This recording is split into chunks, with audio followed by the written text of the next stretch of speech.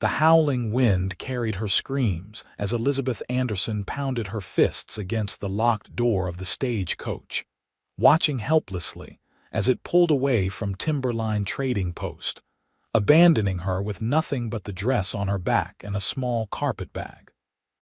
Snow was beginning to fall, dusting the Montana wilderness with white as the sun dipped low on the horizon. It was October 1873, and winter was coming early to this unforgiving frontier. "Please, stop," Elizabeth cried out, her voice cracking as the stagecoach disappeared around the bend. The betrayal cut deep. Her fiancé Thomas had promised to meet her here, to start their new life together. Instead, he had sent a cold letter delivered by the stagecoach driver. "Marriage is not for me after all. The fare is paid to return you to Boston, but I'll not have you following me to Helena." But the driver had merely tossed her bag to the ground, refused to take her back, and driven off, pocketing the return fare for himself. Elizabeth shivered, pulling her woolen shawl tighter around her shoulders. At 22, she had left everything behind: her teaching position, her small Boston apartment, her few friends. All for a man who had courted her through letters for a year before proposing, only to abandon her at the last moment. The trading post behind her was little more than a large cabin with a covered porch, perched at a crossroads between several frontier towns. A weather-beaten sign swung in the wind: "Timberline Trading Post, last supplies for 100 miles."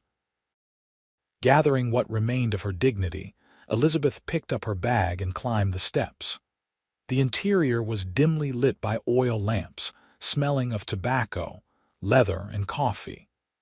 A few rough-looking men huddled around a potbelly stove, while an older man with a gray beard stood behind the counter. "Excuse me, sir," Elizabeth said, approaching the counter. "I find myself in a difficult situation. The stagecoach has left without me, and I ain't my problem, miss," the man interrupted, barely looking up from his ledger. "Next coach ain't due for 2 weeks, weather permitting. Winter's coming early this year." 2 weeks, Elizabeth's voice faltered.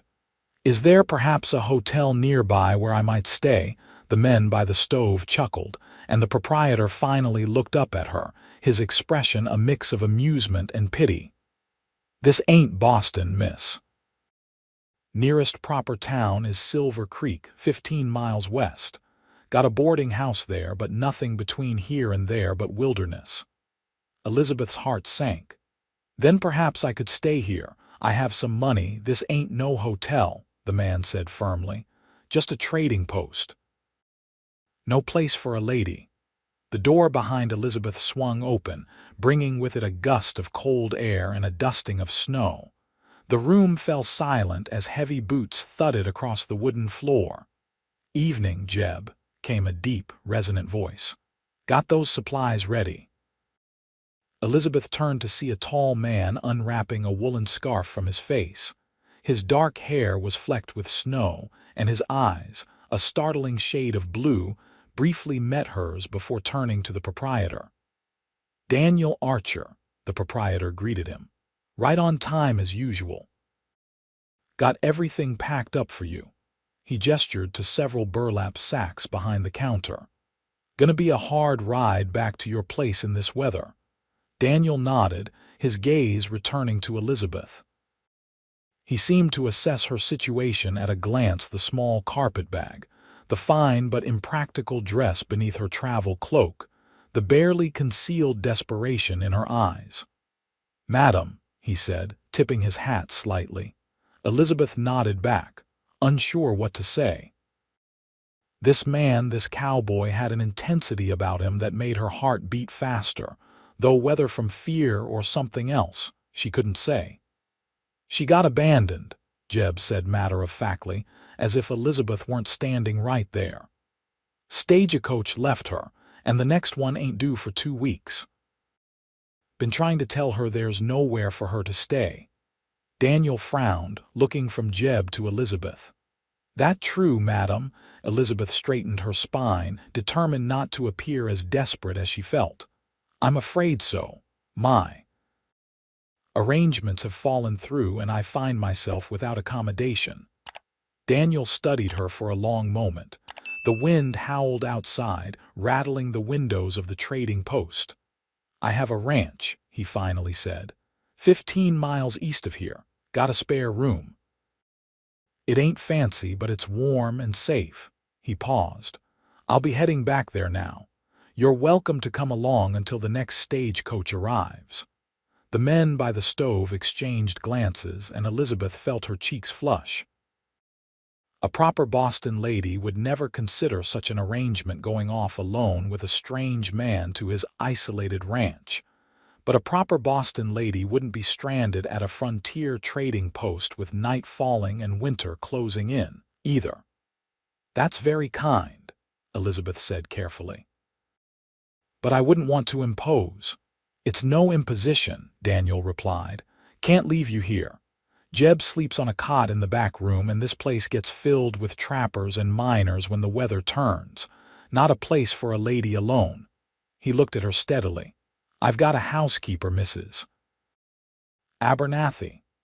Elderly woman, been with my family for years, so your reputation would be safe."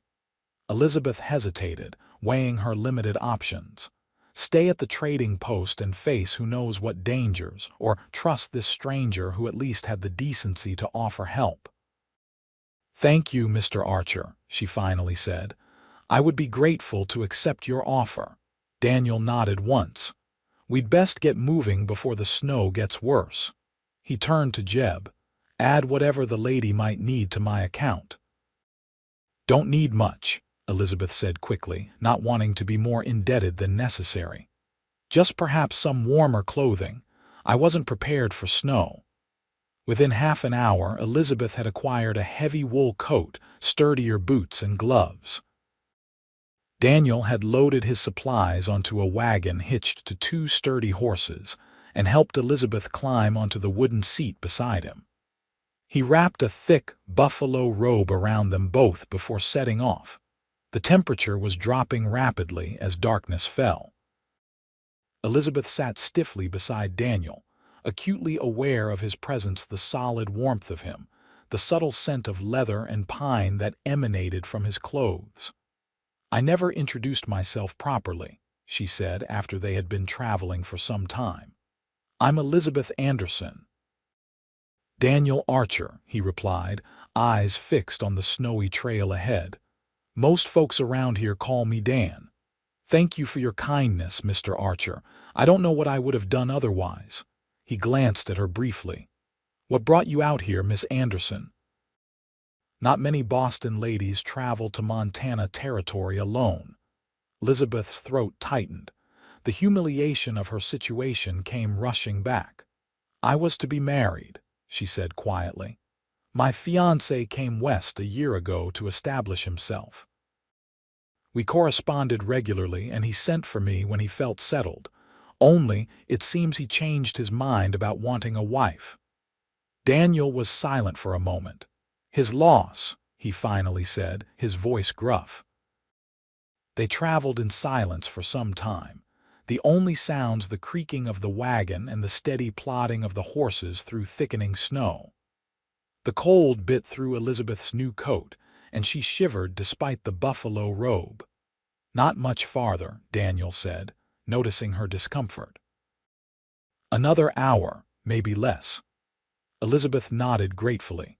The darkness was complete now, save for the lantern hanging from the wagon and the faint glow of stars visible between breaks in the clouds.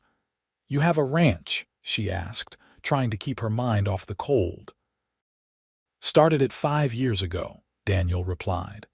"Came west after the war with nothing but my horse and the clothes on my back. Worked cattle drives for a couple years, saved every penny. Bought a parcel of land that nobody wanted because it was too close to Blackfoot territory. Built it up slowly, cabin first, then barn, fences. Got about 50 head of cattle now, some horses. You built all that yourself?" Elizabeth couldn't hide her admiration. had help here and there. Neighbors pitch in when needed.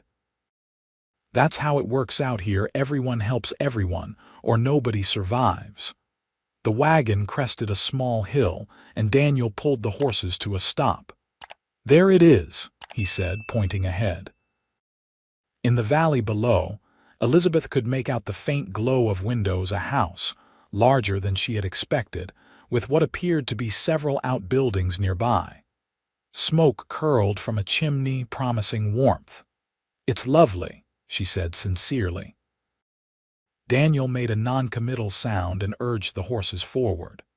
As they approached, Elizabeth could see that the ranch house was built of sturdy logs, with a wide porch wrapping around the front. Light spilled from the windows, and as they drew up to the hitching post, the front door opened.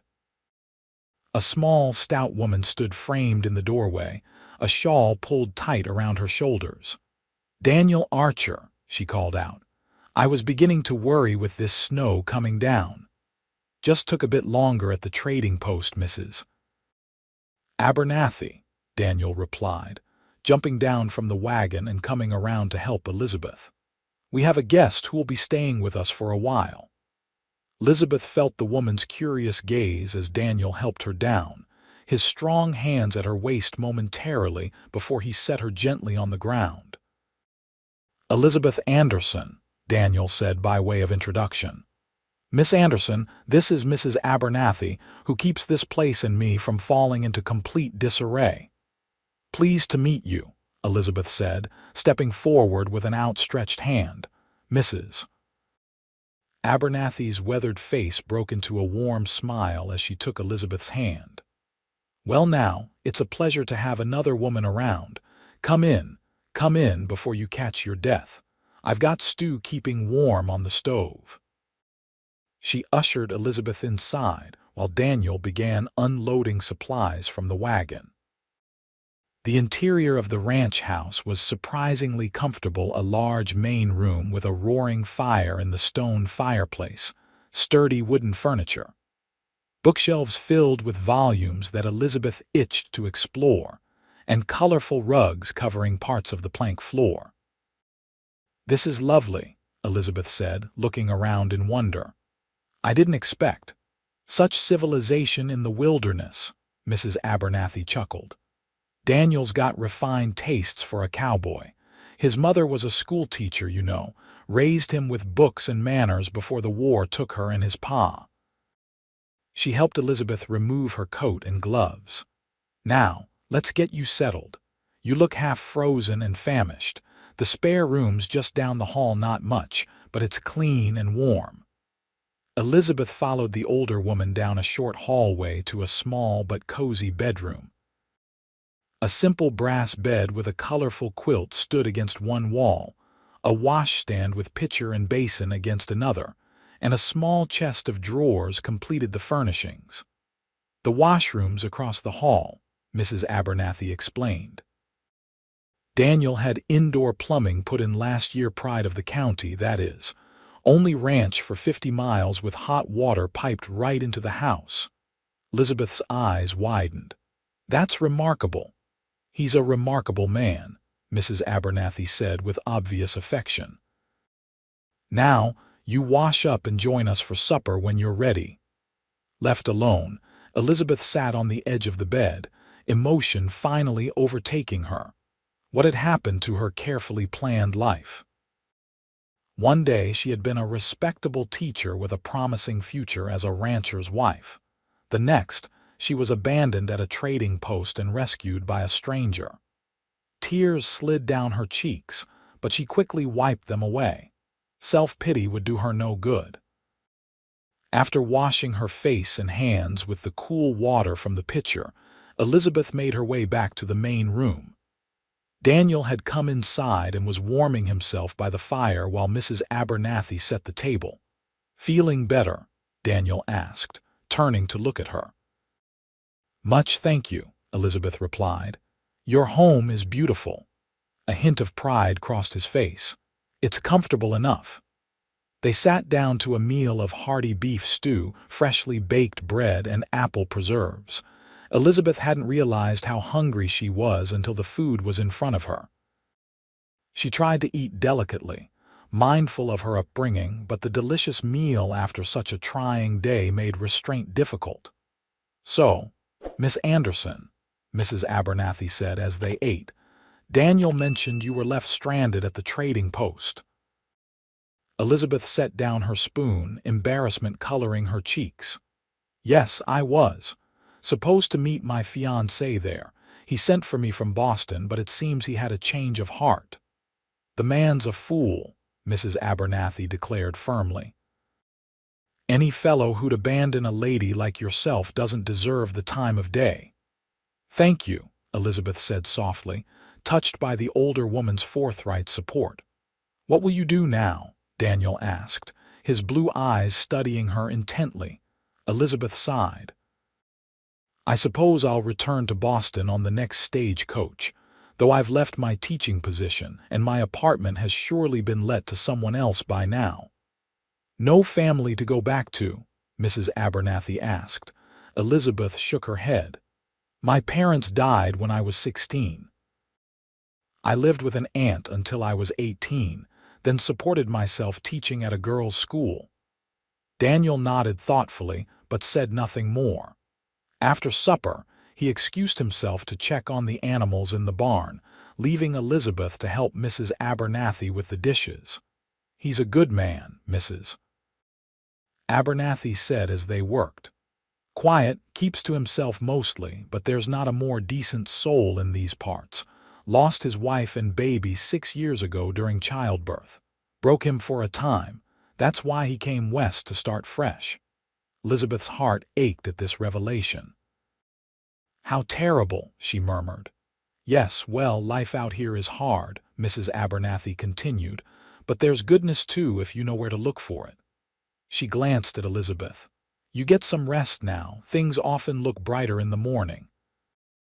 That night, lying in the unfamiliar bed listening to the wind howling outside, Elizabeth considered her situation. She had exactly $12.43 to her name, not enough for stagecoach fare back to Boston. The teaching position she had left was certainly filled by now. Her few friends in Boston would help if they could, but they were working women like herself, with little to spare. And what would she return to? An empty life of genteel poverty, teaching other people's children while her own dreams of family withered. The thought brought fresh tears to her eyes. She had wanted so much more: a home, children, purpose. Sleep eventually claimed her, but her dreams were troubled by images of stage coaches racing away while she ran after them, never able to catch up. The next morning, Elizabeth woke to sunlight streaming through a small window and the smell of coffee and bacon. For a moment, she was disoriented. Then the events of the previous day came rushing back. She dressed quickly in the same clothes she had worn yesterday. Her others were packed away in her carpet bag and would need pressing. In the main room, Mrs. Abernathy was bustling around the kitchen, while Daniel sat at the table reading a newspaper. "Good morning," Elizabeth said, suddenly self-conscious. Daniel looked up, and for a moment, Elizabeth thought she saw appreciation in his eyes before his expression returned to its usual reserve. "Morning, Miss Anderson. Sleep well?" "Yes, thank you," she lied, not wanting to seem ungrateful. Mrs. Abernathy set a plate of eggs and bacon in front of her. "Eat up, child. Nothing worse than facing troubles on an empty stomach." After breakfast, Daniel pulled on his coat. "Need to check the north pasture fences. Storm might have damaged them." "Before you go," Elizabeth said, gathering her courage, "I wanted to ask, is there any work I might do while I'm here to earn my keep?" Daniel looked at her in surprise. "That's not necessary, Miss Anderson. You're a guest." "Please," Elizabeth insisted. "I can't accept charity. I'm capable and willing to work." Daniel exchanged a glance with Mrs. Abernathy, who shrugged. "Could use help with the mending and preserving," the older woman suggested. "And Lord knows the account books could use a proper looking at." Daniel's many things, but good with figures ain't one of them. I was a teacher, Elizabeth offered. Mathematics was one of my subjects. I could certainly help with accounts. Daniel considered this for a moment, then nodded. If that's what you want, we'll discuss fair wages later. After he left, Elizabeth helped Mrs. Abernathy with the household chores, then settled at the desk in the corner with the ranch's account books. They were in disarray not for lack of trying, but the system was haphazard at best. Elizabeth lost herself in the task of organizing receipts, tallying expenses, and creating a proper ledger. By mid-afternoon, she had made significant progress and was surprised when Mrs. Abernathy placed a cup of tea beside her. "You've been at it for hours, dear," the older woman said. "Take a break." Elizabeth stretched her stiff shoulders. "Mr. Archer has built quite an operation here," she observed. "The ranch is doing well from what I can tell." Mrs. Abernathy nodded proudly. "Started with nothing, he did. Now he's got one of the finest small spreads in the territory. Folks respect him." She paused. "He needs a woman, though. A ranch isn't a home without a family." Elizabeth felt her cheeks warm. "I'm sure he'll find someone suitable when he's ready." Was all Mrs. Abernathy said in response, but her knowing look made Elizabeth uncomfortable. Daniel returned late in the afternoon, snow dusting his coat and hat. His cheeks were reddened from the cold, and he stamped his boots at the door before entering. "Storm damaged the north fence," he reported. "Patched it for now, but I'll need to ride out again tomorrow to fix it properly." His eyes fell on the neat stacks of papers on the desk. "You've been busy," he remarked to Elizabeth. "Your accounts needed attention," she replied. "I've organized everything by month and category. Tomorrow I can show you a system that will make it easier to maintain going forward." Something like admiration flickered in his eyes. "Thank you, that's helpful." The next few days fell into a rhythm. Elizabeth worked on the ranch accounts, helped Mrs. Abernathy with household tasks, and even learned to make soap and candles, skills she had never needed in Boston. Daniel was often out working the ranch, but he joined them for meals, gradually becoming more talkative as he grew accustomed to Elizabeth's presence. She learned that he had fought for the Union in the Civil War, that he had a younger brother somewhere in California, and that he was respected throughout the county for his fair dealings and hard work. A week after her arrival, Elizabeth was hanging laundry on the line behind the house when she heard hoofbeats approaching. A rider appeared, a man in his 40s with a thick mustache and a silver star pinned to his vest. "Afternoon, madam," he called, tipping his hat. "Sheriff Wilson." "Is Daniel around?" "He's in the barn," Elizabeth replied, wiping her hands on her apron, one borrowed from Mrs. Abernathy and altered to fit her smaller frame. The sheriff nodded and dismounted, leading his horse toward the barn.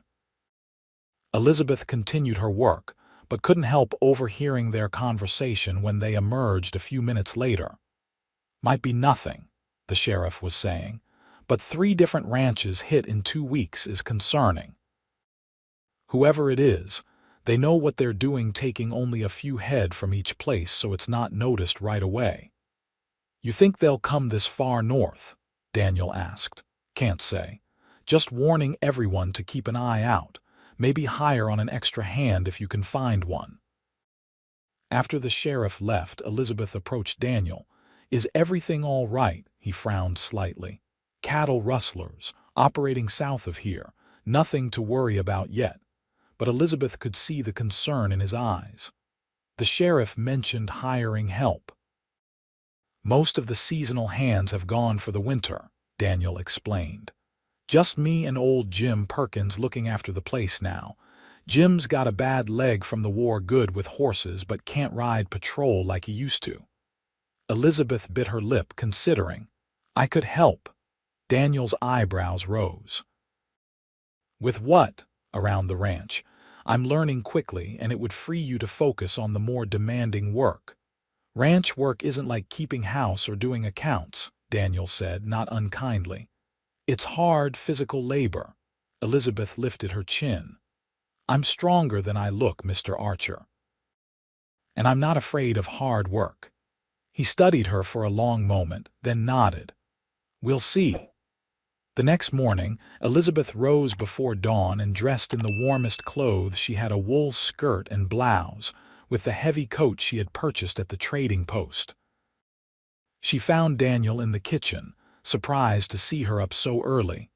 Thought I'd help with the morning chores, she explained. He looked skeptical but handed her a cup of coffee. All right then. The morning air was bitter cold as they walked to the barn. Inside, the warmth of the animals and the smell of hay enveloped them. Daniel showed her how to feed the horses and milk the cow, patiently demonstrating the proper technique when she struggled. You're a quick learner, he said, watching as she finally got the hang of milking. I've always believed one can learn anything with proper instruction and practice, Elizabeth replied, unable to keep the pride from her voice when a steady stream of milk finally hit the pail. After the barn chores, Daniel took her to the chicken coop to collect eggs, then showed her the smokehouse where meat was preserved for the winter.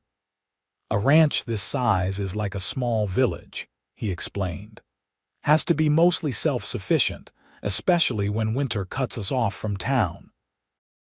By midday, Elizabeth's hands were chapped, her back ached, and her legs felt like lead.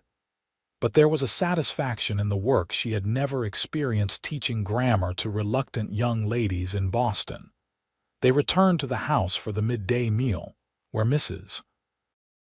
Abernathy eyed Elizabeth's disheveled appearance with amusement. Teaching her the ropes, are you, Daniel? She's determined to help, he replied, the hint of a smile playing at the corners of his mouth. Figured I'd see how long she lasts. Longer than you might think, Mr. Archer, Elizabeth retorted, earning a genuine chuckle from him.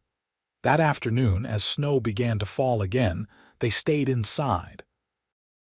Daniel showed Elizabeth his library books he had collected over the years, some inherited from his parents, others purchased on his infrequent trips to Helena. You surprise me, Mr. Archer, Elizabeth admitted, running her fingers along the leather spines. Most men in your position wouldn't prioritize books. Reading kept me sane during the war, he said quietly. Afterwards, too, when Sarah and the baby died. He rarely mentioned his deceased wife, and Elizabeth felt honored by this small confidence. I understand, she said softly. Books were my refuge after my parents died. Their eyes met, and Elizabeth felt something shift between them, a recognition of shared experience, of pain endured and survived. The moment was broken by Mrs. Abernathy calling them for supper, but Elizabeth carried the warm memory of that connection through the evening. Days turned into weeks. The next stagecoach came, and when Elizabeth made no move to be on it, and Daniel didn't mention it. She had written to her former employer in Boston, explaining her situation and requesting that any final wages be sent to her at Timberline Trading Post. The reply had been kind, but confirmed what she already knew: her position had been filled. December arrived with a heavy snowfall that kept them housebound for days. Elizabeth had gradually taken over the household accounts completely, and had begun helping Daniel with his correspondence to cattle buyers and suppliers. Her days were full, her nights restful in a way they had never been in the city. One evening, as they sat by the fire after Mrs. Abernathy had retired, Daniel cleared his throat. Christmas is coming, he said. We usually don't make much of it, just Mrs. Abernathy and me, but I thought you might want to. I mean, if you'd like to do something special. Elizabeth smiled at his discomfort. I'd love to help prepare for Christmas. It was always my favorite holiday as a child. Relief crossed his face. Good, that's good. The next day, Daniel and Jim Perkins rode out into the forest and returned with a small pine tree, which they set up in the corner of the main room. Elizabeth and Mrs. Abernathy spent an afternoon making ornaments pine cones dipped in wax, paper stars, strings of dried berries. The house filled with the scents of gingerbread and cinnamon as Mrs. Abernathy taught Elizabeth recipes passed down through generations. On Christmas Eve, they gathered around the decorated tree, the ranch house transformed by candlelight and greenery. Jim Perkins joined them, bringing his fiddle. After a sumptuous dinner, they sat by the fire while Jim played traditional carols. Daniel, to Elizabeth's surprise, had a pleasant baritone voice and joined in on the songs he knew. "I have something for each of you," Elizabeth announced when the music paused. From a basket by her chair, she withdrew 3 packages wrapped in brown paper tied with red yarn. "It's not much, but—" Mrs. Abernathy opened hers first, a hand-knitted shawl in soft blue wool that Elizabeth had worked on in secret during the evenings. "Oh, my dear, it's beautiful," the older woman exclaimed, immediately wrapping it around her shoulders. Jim received a new pipe, carved from wood by Elizabeth's own hand under Daniel's guidance. He puffed on it immediately, declaring it the finest pipe west of the Mississippi. Daniel was last. He unwrapped his gift carefully, a leather-bound journal with his initials burned into the cover. "For your thoughts and plans," Elizabeth explained. "Mrs. Abernathy mentioned you often have ideas for the ranch but forget them before writing them down. This is—" Daniel ran his fingers over the initials. "Thank you, Elizabeth. It's perfect." It was the first time he had used her given name, and the sound of it in his deep voice made her heart flutter. "We have something for you too," Mrs. Abernathy said, nodding at Daniel. He rose and retrieved a package from behind the tree. "It's from all of us," he said, handing it to Elizabeth. Inside was a beautiful winter coat, far nicer than the practical one she had purchased at the trading post. Made of dark green wool with fur trim at the collar and cuffs, it was both elegant and warm.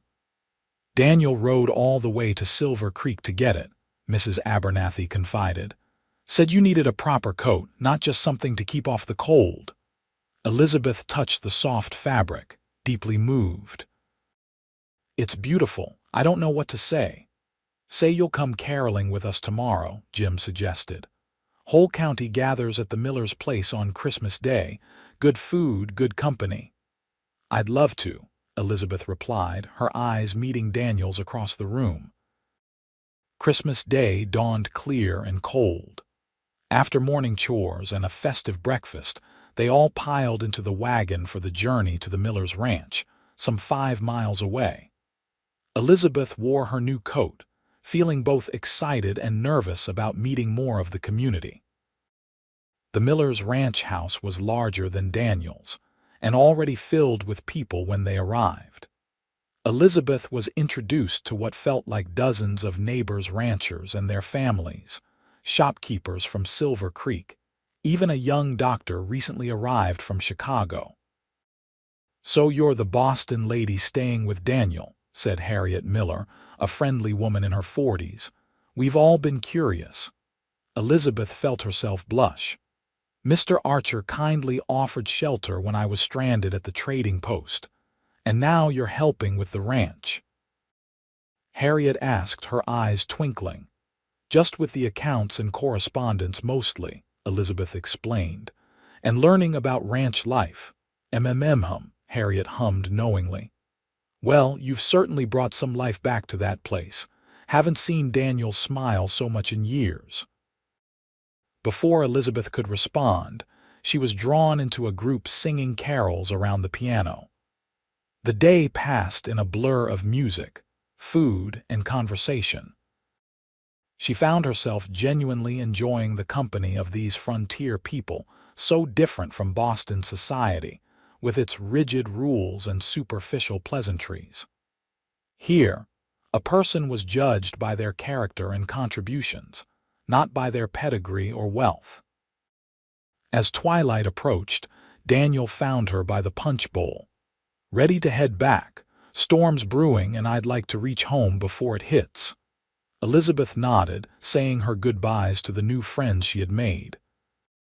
Several people extracted promises that she would visit again, and Harriet Miller insisted she join their ladies' quilting circle that met monthly. On the ride home, snow began to fall gently. Elizabeth sat close to Daniel under the buffalo robe, no longer feeling awkward about their proximity. "Did you enjoy yourself?" he asked, glancing down at her. "Very much," she replied honestly. "Everyone was so welcoming." "Folks out here are good at taking people as they come," Daniel said. "They've accepted you as part of the community already." The words warmed Elizabeth more than the buffalo robe. Part of the community. It had been a long time since she had felt truly part of anything. The snow began falling more heavily as they reached the ranch, and by morning they woke to a world transformed. Snow drifted against the house, covering the fences and outbuildings in a pristine white blanket. "We're properly snowed in now," Mrs. Abernathy announced at breakfast. "Good thing we're well stocked." Daniel frowned, looking out the window. "Need to check on the cattle in the south pasture. Make sure they've got access to feed." "You can't go out in this," Elizabeth protested, alarmed by the intensity of the blizzard visible through the windows. "Have to," Daniel said simply.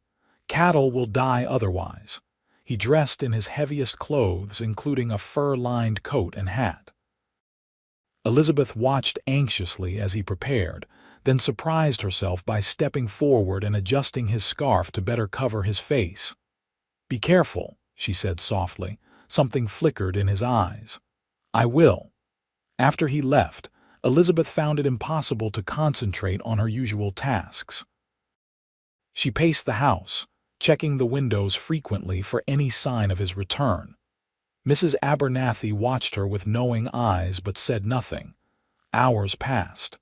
The short winter day began to darken, and still Daniel had not returned. Elizabeth's worry turned to fear.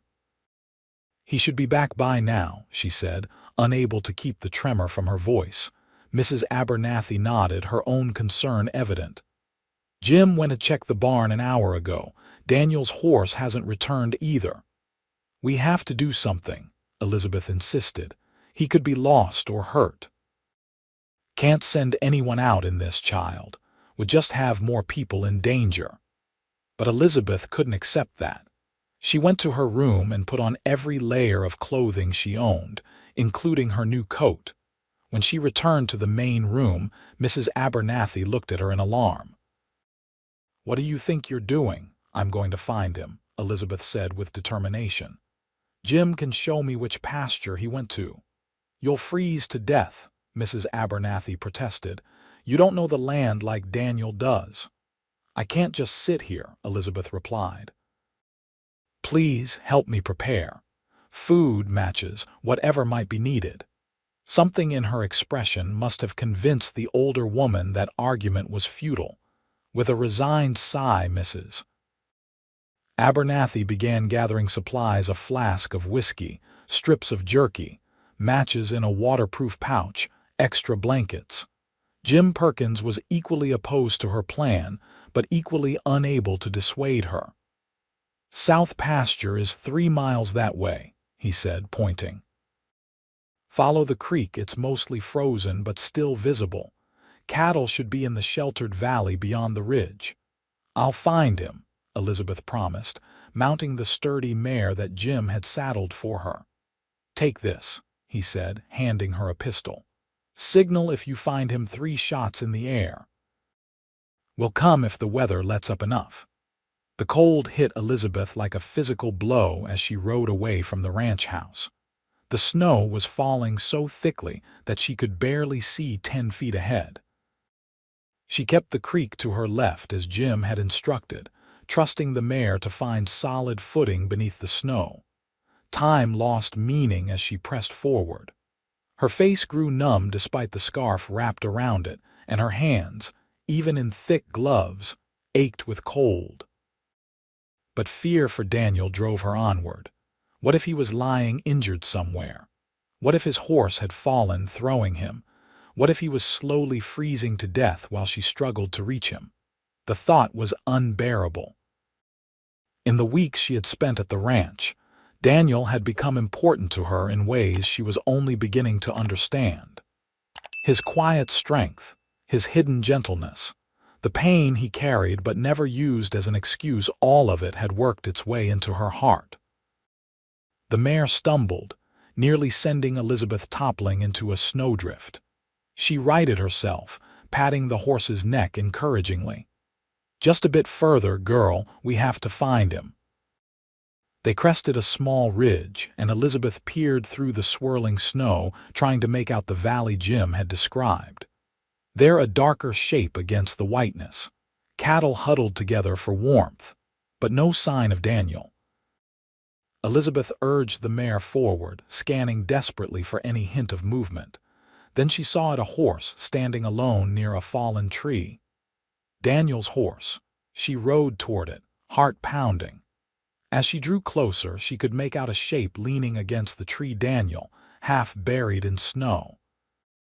"Daniel," she cried, dismounting awkwardly and trudging through knee-deep snow to reach him. He stirred at her voice, raising his head weakly. His face was alarmingly pale, his lips tinged blue. "Elizabeth." His voice was barely audible over the wind.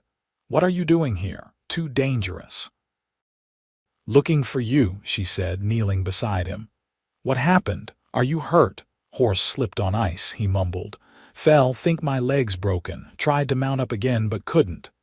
Elizabeth felt fear clutch at her heart. A broken leg was serious enough in good conditions. In this blizzard, it could be fatal.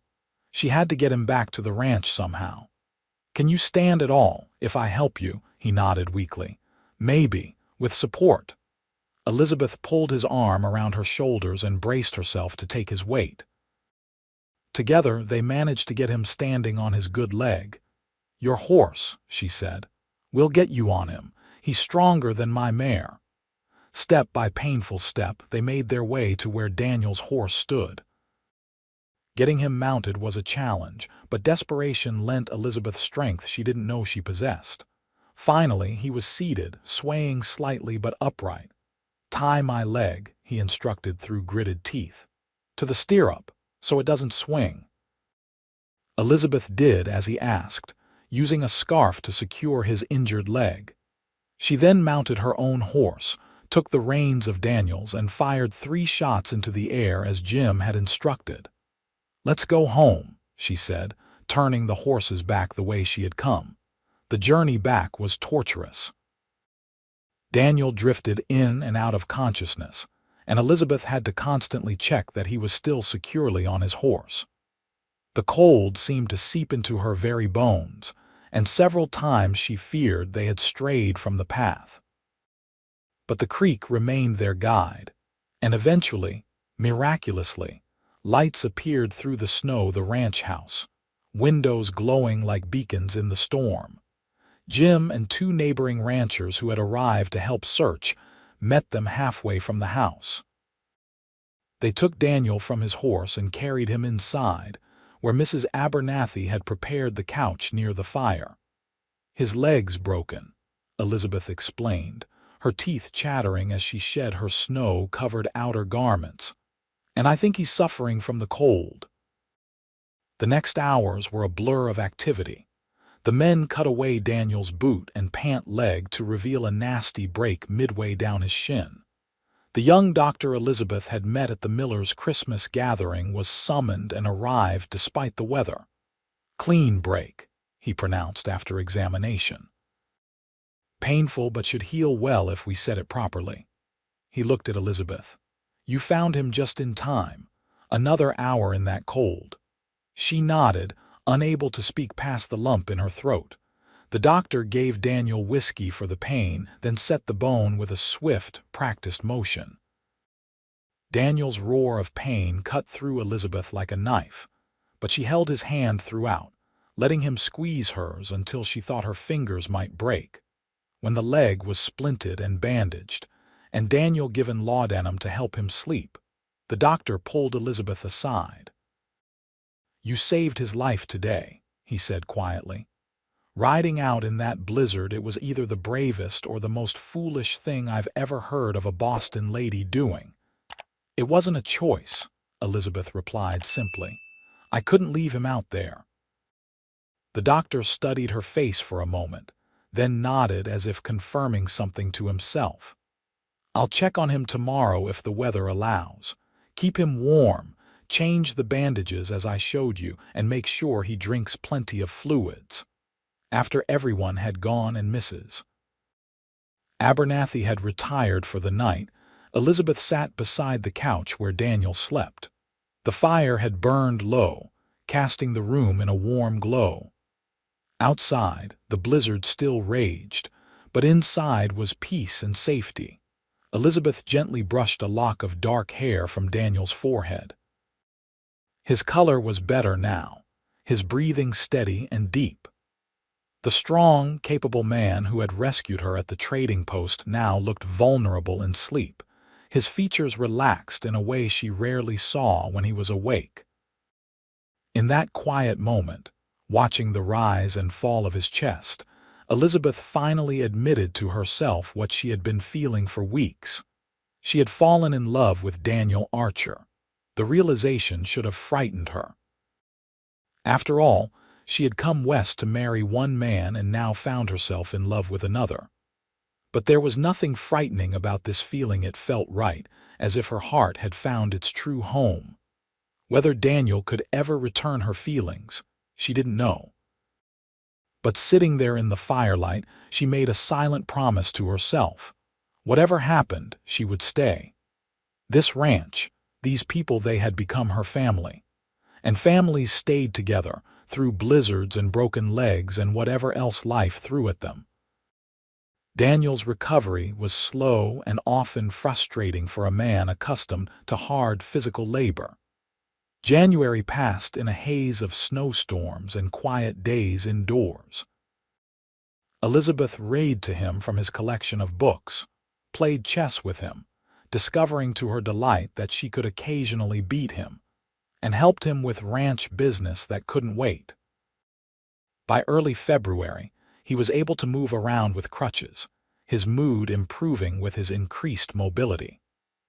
Elizabeth had taken on more responsibilities around the ranch, working alongside Jim Perkins to ensure everything ran smoothly during Daniel's convalescence. One evening, as they sat by the fire after supper, Daniel set aside the book he had been reading.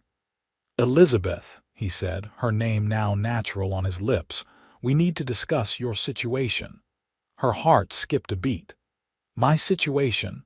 You've been here almost 3 months now. The winter's starting to break.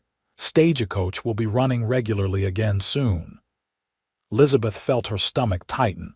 Was he asking her to leave? Had she misread everything? "I see," she said carefully, keeping her face neutral despite the panic rising inside her. "I've been thinking," Daniel continued, seemingly unaware of her distress. "The ranch needs someone to manage the accounts permanently. Someone educated, good with correspondence. And Mrs. Abernathy isn't getting any younger, could use help with the house." Elizabeth waited, uncertain where this was going. "What I'm trying to say," Daniel went on, his usual confidence faltering, "is that there's a place for you here, permanently, if you want it." Relief flooded through her, followed quickly by uncertainty. What exactly was he offering? Employment? Or something more? "Are you offering me a position, Mr. Archer?" she asked, needing clarity. He frowned slightly at her formal address. "I'm offering you a home, Elizabeth, but yes, with proper wages for the work you do. A home." The word resonated within her. It was more than she had dared hope for, even if it wasn't everything her heart wanted. "Thank you," she said sincerely. "I would like that very much." Daniel nodded, looking pleased but still somewhat unsettled. "Good, that's good." As February turned to March, Signs of spring began to appear, patches of bare ground where snow had melted, the return of birds, longer days filled with sunlight. Daniel's leg healed steadily, and soon he was walking with only a slight limp and the aid of a cane. Elizabeth settled into her new role, officially managing the ranch's business affairs while assisting Mrs. Abernathy with household duties. She wrote to her few remaining contacts in Boston, informing them of her decision to stay in Montana Territory. One sunny afternoon, Elizabeth was hanging laundry when she heard riders approaching. 3 men she didn't recognize came into view, leading several horses behind them. "Afternoon, madam," the leader called out, tipping his hat. "This the Archer place?" Something about their manner put Elizabeth on alert. "It is. Mr. Archer isn't available at the moment. Can I help you?" The men exchanged glances. "Just passing through," the leader said. "Thought we might water our horses if that's all right." "The creek's just beyond that rise," Elizabeth replied, pointing. "You're welcome to water them there." "Much obliged," the man said, but instead of heading toward the creek, the 3 riders moved closer to the house. Elizabeth's unease grew. She remembered the sheriff's warning about cattle rustlers months ago. "If you'll excuse me, gentlemen, I have work to attend to." She turned to go inside, but the leader's voice stopped her. "Actually, madam, we're looking for something specific. Heard Archer's got some fine breeding stock. Thought we might discuss a purchase." Before Elizabeth could respond, the door to the house opened and Daniel emerged, his cane in one hand and a rifle in the other. "I'm not selling any stock today," he said calmly, though Elizabeth could see the tension in his stance. "Best be on your way." The leader's friendly demeanor vanished. "Now that's not very neighborly, Archer. We came a long way." "Wasn't aware rustlers needed to travel far these days," Daniel replied. "Sheriff Wilson's been looking for men matching your description. 3 ranches hit south of here." The men stiffened, hands drifting toward their weapons. Elizabeth's heart pounded as she slowly edged toward the house. "Elizabeth," Daniel said quietly, "go inside and get the shotgun from above the door. Bring it here, please." She nodded, walking as steadily as she could toward the house, feeling the rustler's eyes on her back. "Don't try anything stupid, Archer," the leader warned. "It's 3 against 1, and from the looks of that cane, you're not at your best." "4 against 3, came Jim Perkins' voice from the barn doorway, where he stood with his own rifle raised. "And I might have a bum leg, but I can still shoot straight." Elizabeth retrieved the shotgun and returned to Daniel's side, handling the weapon with unexpected confidence. Growing up in Boston, she had never imagined herself in such a situation, yet here she stood, ready to defend her home alongside Daniel. The standoff lasted several tense moments before the leader finally spat on the ground. "Not worth getting shot over," he muttered. "Let's go, boys." They rode off slowly, looking back several times as if memorizing the layout of the ranch. "They'll be back," Jim said grimly once the riders were out of sight. "Probably with more men." Daniel nodded. "Ride to Silver Creek, Jim. Tell Sheriff Wilson what happened." "I'll send word to the neighboring ranches to be on alert."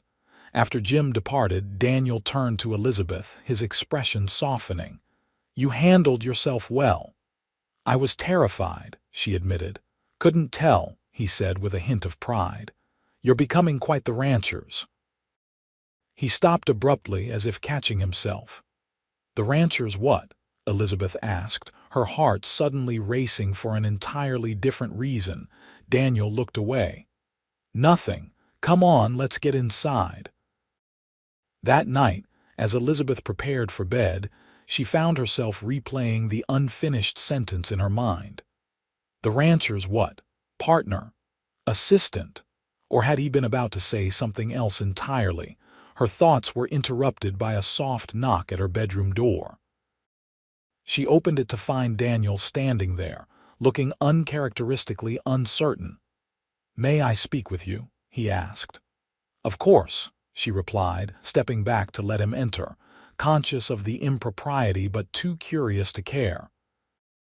Daniel paced the small room for a moment before turning to face her. "What happened today? It made me realize something." Elizabeth waited, hardly daring to breathe. "When those men showed up, my first thought wasn't for the ranch or the cattle," he continued. "It was for you, your safety." "Daniel, please, let me finish," he interrupted gently. "I've been a fool, Elizabeth, offering you a position, a place here when what I really want, what I've wanted for months now." He took a deep breath. "I love you. I think I have since that day you rode through a blizzard to find me." Joy surged through Elizabeth, so intense she felt dizzy with it. "I love you too," she whispered. "I have for so long."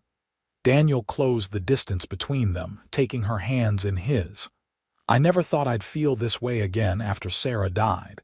Never thought I'd want to, but you changed everything." He released one of her hands to cup her cheek gently. "I'm not offering you a job, Elizabeth. I'm offering you my heart, my name, my life, if you'll have them." Tears of happiness spilled down Elizabeth's cheeks. "Yes," she said simply. "Yes to all of it."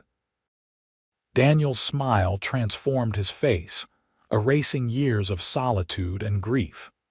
Slowly, giving her time to pull away if she wished, he leaned down and kissed her. It was gentle at first, then deepening as Elizabeth responded, her arms sliding around his neck. When they finally parted, both breathless, Daniel rested his forehead against hers. "I should go," he murmured. "Before I forget I'm supposed to be a gentleman." Elizabeth laughed softly. "Yes, you should, but tomorrow." "Tomorrow I'll speak to Reverend Thomas in Silver Creek," Daniel finished. "See how soon he can marry us." He kissed her once more, briefly but tenderly, then left, his steps lighter than she had ever seen despite his lingering limp. Elizabeth sank onto her bed, her heart too full for sleep. From abandoned at a trading post to beloved fiancé in the span of a few months' life had taken an unexpected turn indeed. The rustlers did return as predicted, but they found the Archer Ranch prepared. Sheriff Wilson and a posse of neighboring ranchers were waiting, resulting in a brief but decisive gunfight that left 2 rustlers dead and the rest in custody. Daniel, despite his still healing leg, had fought alongside the others with Elizabeth and Mrs. Abernathy providing support and ammunition from the house in the aftermath. As the community gathered at the ranch to celebrate the victory, Daniel took Elizabeth's hand and led her onto the porch. "Folks," he called, commanding immediate attention. "Got an announcement to make." The crowd quieted, all eyes turning to them. "Miss Elizabeth Anderson has done me the great honor of agreeing to become my wife," Daniel announced, his voice carrying clearly in the evening air. "Wedding set for 2 weeks from today at the Silver Creek Church. You're all invited." A cheer went up, followed by congratulations and well wishes from all sides. Harriet Miller hugged Elizabeth tightly. "Knew it from the moment I saw you two at Christmas," she said smugly. "Never seen Daniel look at anyone that way before." The following 2 weeks passed in a flurry of preparations. Word spread throughout the county, and gifts began arriving: daily handmade quilts, preserved foods, practical household items that showed the community's acceptance and support. Elizabeth wrote to her former landlady in Boston, asking that her few remaining possessions be sent west. Among them was her mother's wedding dress, carefully preserved in tissue paper. When it arrived just days before the wedding, Mrs. Abernathy helped her alter it to fit, both women wiping away tears as they worked. On the morning of the wedding, the ranch house was filled with activity. Harriet Miller and several other women arrived to help Elizabeth prepare, bringing flowers forced in hothouses despite the early spring, and small luxuries like rose-scented soap and hair ribbons. "Something borrowed," Harriet said, fastening a pearl necklace around Elizabeth's throat. "Been in my family 3 generations." Mrs. Abernathy provided something blue, a handkerchief with Elizabeth's new initials embroidered in blue thread.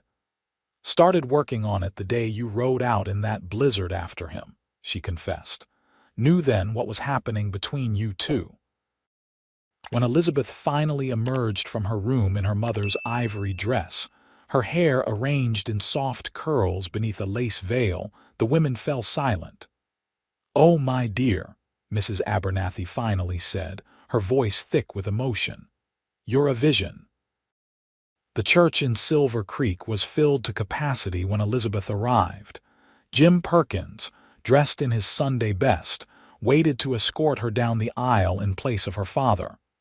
"You've made him whole again," Jim told her as they waited for the music to begin. "Never thought I'd see it." The simple country church had been transformed with wildflowers and ribbons. As the first notes of music sounded, Elizabeth took Jim's arm and began the walk toward her future.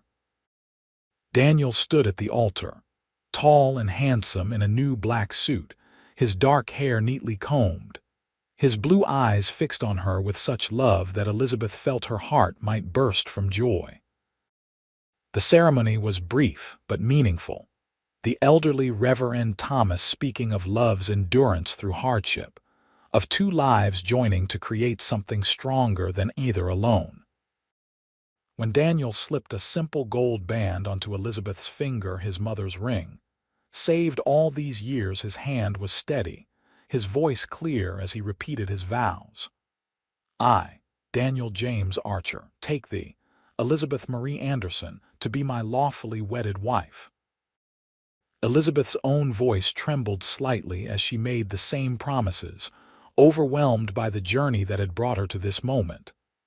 "I now pronounce you man and wife," Reverend Thomas declared. "You may kiss your bride." Daniel's kiss was tender yet passionate, a promise of all that was to come. The church erupted in cheers and applause as they turned to face their community as husband and wife. The celebration afterward was held at the ranch, where tables groaned under the weight of food contributed by every family in the county. A makeshift dance floor had been constructed in the barn, and Jim Perkins and several other musicians played while couples danced and children ran laughing between the adults. "Happy, Mrs. Archer?" Daniel asked as they swayed together to a slow waltz. "Completely," Elizabeth replied, marveling at how right her new name felt.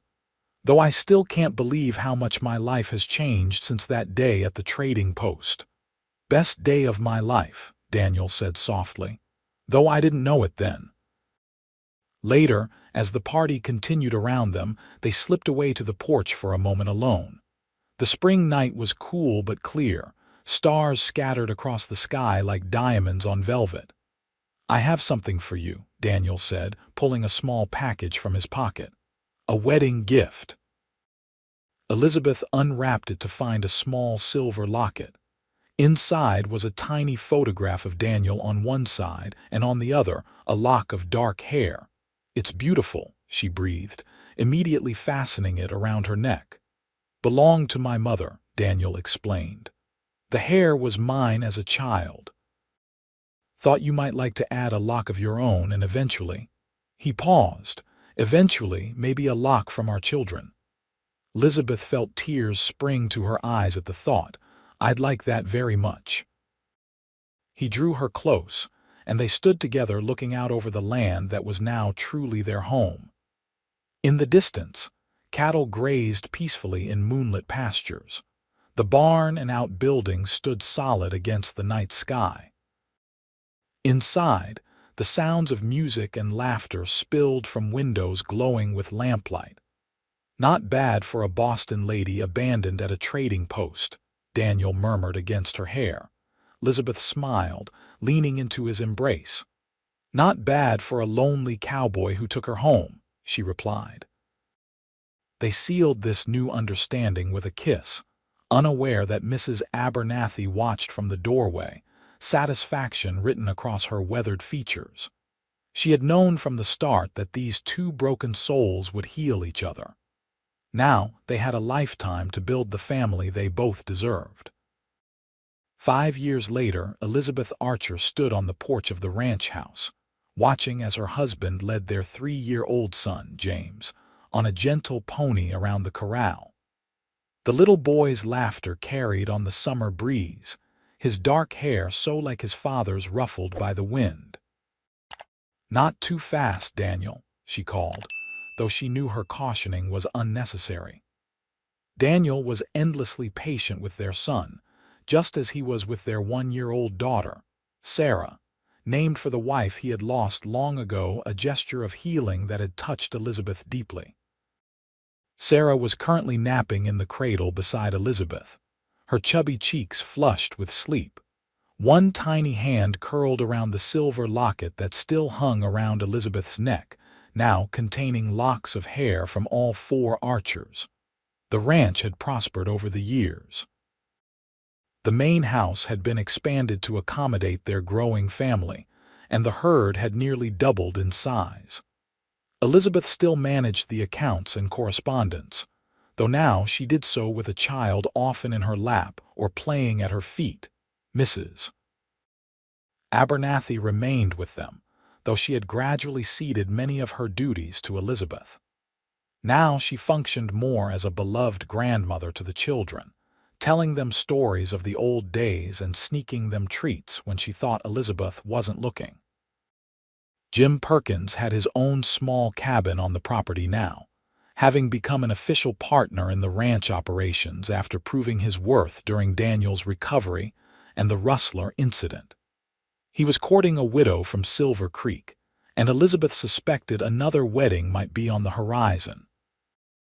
The sound of hoofbeats drew Elizabeth's attention to the road, where a familiar wagon was approaching. She smiled, recognizing Harriet and George Miller, their regular Sunday visitors. "Look who's coming, Sarah," she murmured to the now stirring baby. "Your godparents are here for dinner." As the Millers pulled up, Elizabeth reflected on how completely this place had become her home. Sometimes she could hardly remember the nervous Boston teacher who had arrived at Timberline Trading Post 5 years ago, heartbroken and abandoned. That woman seemed like a stranger compared to the confident ranch wife and mother she had become. Daniel lifted James from the pony and walked toward the house, the little boy chattering excitedly about his riding adventure. As they reached the porch, Daniel leaned down to kiss Elizabeth, then gently touched his sleeping daughter's cheek.